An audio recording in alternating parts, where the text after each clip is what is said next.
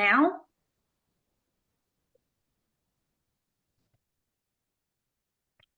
Gender discrimination in the workplace with Tiffany Laster and Shannon Golden. Gender discrimination in the workplace. Our research primarily focused on gender discrimination in a corporate setting and what that looks like. Here is an overview of our study as a whole, our poster slide. Our primary question was, do women still deal with gender bias and discrimination in the workplace today, specifically in the corporate setting? And do women still experience a pay gap and disparity? So we have, throughout our presentation, we will go over our purpose, our method, our results, and then wrap it up in a discussion.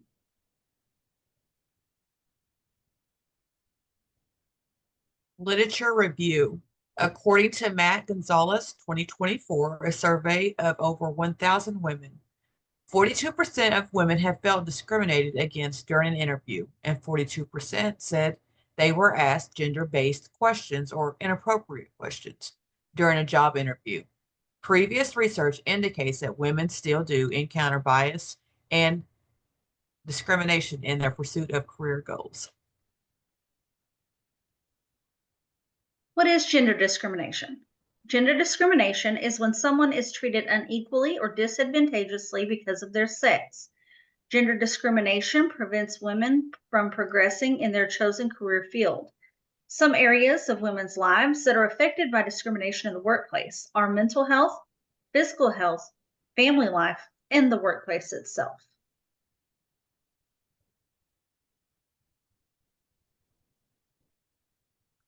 What are some ways that gender discrimination shows in the corporate setting? Gender discrimination. In job interviews, 42% of women felt discriminated against and were asked inappropriate gender-based questions. Lack of career progression.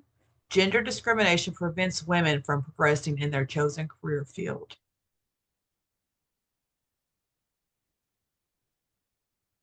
And the impact on health. Gender discrimination in the workplace has wide-ranging effects on women's mental and physical health. This is including cardiovascular health. Stereotypes and sexism. Women face stereotypes and sexist attitudes in the workplace, such as being perceived as softer than men or being softer than men, or being expected to prioritize family responsibilities over their careers. Challenges specifically affecting women, pay gap. Women are underpaid compared to their male counterparts, earning an average of 82% of what men earn.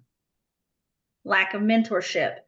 Women often lack adequate mentorship support, which is critical for successful leadership, and are sometimes set up for failure by being given leadership roles too early in their careers without proper guidance.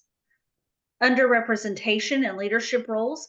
Women are significantly underrepresented in corporate leadership positions, with only 11.3% of board members being women and only 9.8% of independent directors being women. Higher qualification requirements. Women need to possess higher qualifications, such as higher percent of holding advanced degrees to achieve the equivalent success as men in the workplace. Compounded disadvantage for women of color. Women of color face even greater obstacles in achieving leadership roles and wage equity compared to their male counterparts because they are that much more underrepresented.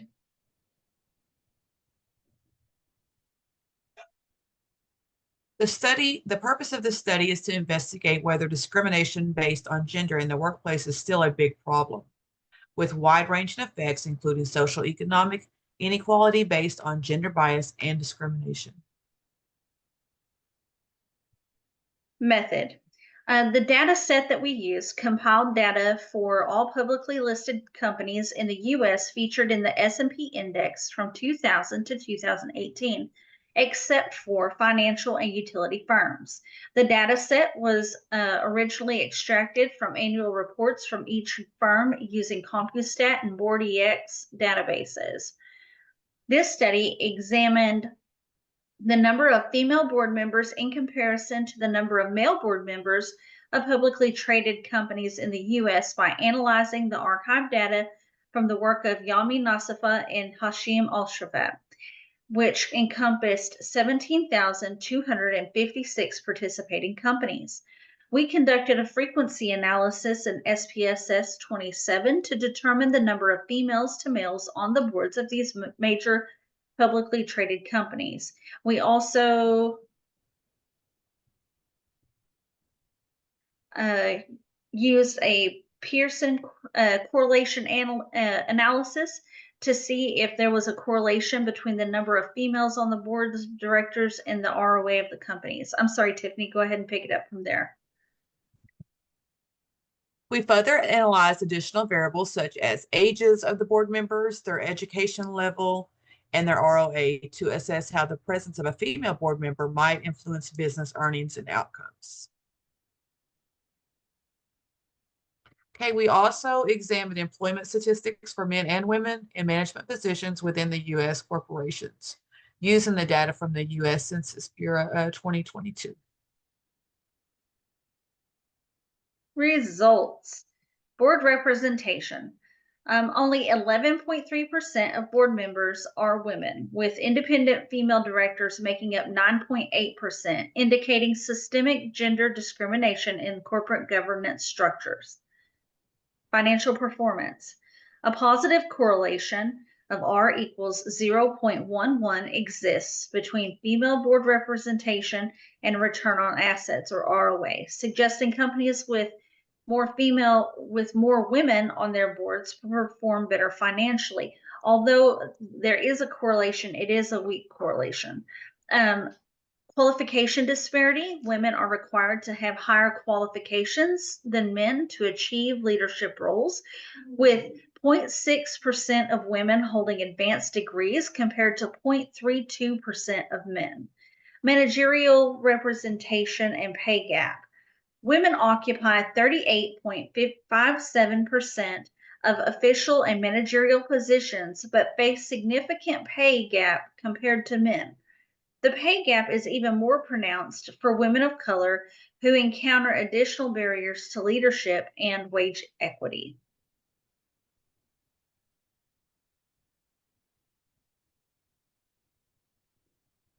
Education. The average age of female directors was 57 years compared to 60 years for the male directors. 0.6% of female directors held master's degrees or PhDs compared to 0.32% of their male counterparts. This indicates that women are required to have higher qualifications than men to achieve equivalent success in the corporate leadership roles, highlighting a gender bias in educational expectations. Okay, we chose this, we had a few charts, but we chose these two for specific reasons. This is a chart showing how many boards of directors for these publicly traded companies who have no female representations on their board. That tall line to the far left is an indication of boards that have zero female representation on their boards of directors. And then the following numbers are for those who do have, 1 to 5 women on their boards of directors, with hardly any at all having 5. But you can imagine being one female on a board of directors of 7 male directors and trying to get your idea heard or voice your opinion without being viewed as a witch or other nasty names. Also, having looked at the pay gap, here's a chart indicating the average pay of females to males over the different demographics by race and ethnicity. And you can see that the white males, black males, and Asian males are much higher paid than any of the women across the other demographics. We found it interesting that particularly Asian males were leading. I really expected to see more males leading the charge in that area. Discussion. This study found that women are not well represented in leadership roles within major companies. The lack of representation points to systematic discrimination. Interestingly, companies with more women in leadership tend to perform better financially. Though the effect is not very strong, women often need to have higher qualifications than men to reach similar positions, which shows a double standard. Additionally, women earn less than men on average, and this gap is even worse for women of color. Structural issues like lack of mentorship and stereotypes about women prioritizing family over work make it harder for women to advance in their careers. Limitations. This study used archive data from ranging from the years 2000 to 2018, which may not reflect current trends in gender representation. Future research should include more recent data for a clearer understanding of the present situation. This study relied on quantitative analysis and did not include qualitative methods, such as interviews or questionnaires, to explore the experiences and perspectives of female board members. Including these methods could provide deeper insights into barriers and support systems.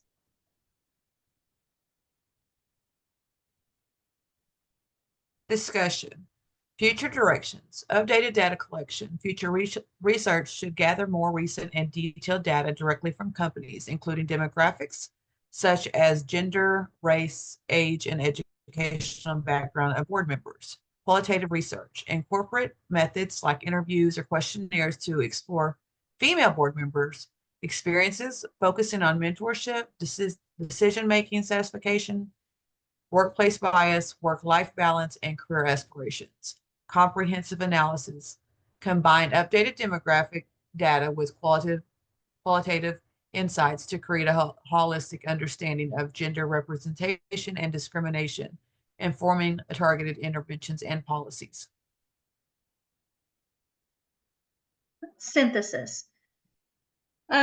Assessing female board member satisfaction, in addition to quantitative analysis of board composition, future studies that would be helpful should also incorporate qualitative methods to better understand the experiences and perspectives of female board members. This could be achieved by using questionnaires or interviews that employ the Likert scale rating to assess factors such as perceived level of support and mentorship received.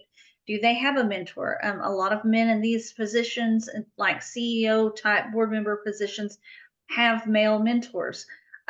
Satisfaction with the decision making process and level of influence. Are they being heard on these boards of directors? Are their ideas being taken into consideration? Perceptions of bias or discrimination. Do they feel like they're being discriminated against? Are they being left out of things?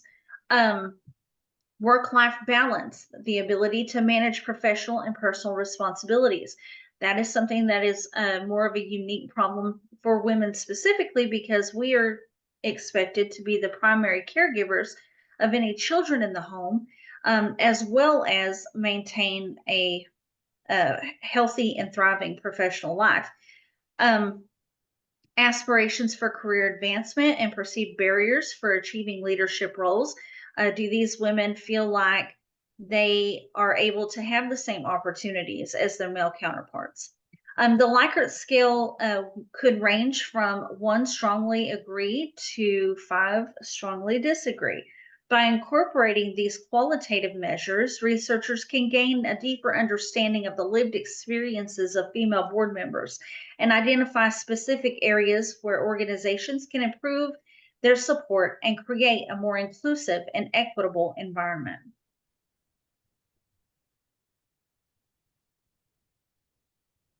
The combination of updated demographic data and insights from female board members will provide a more comprehensive picture of the current state of gender representation and discrimination in corporate leadership.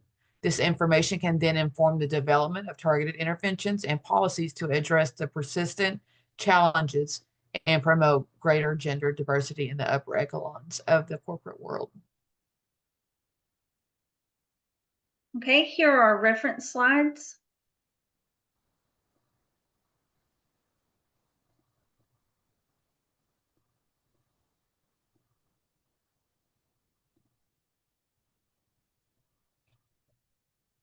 And if you have any questions, please feel free to contact us. Thank you so much for your time, and we hope you have a great day.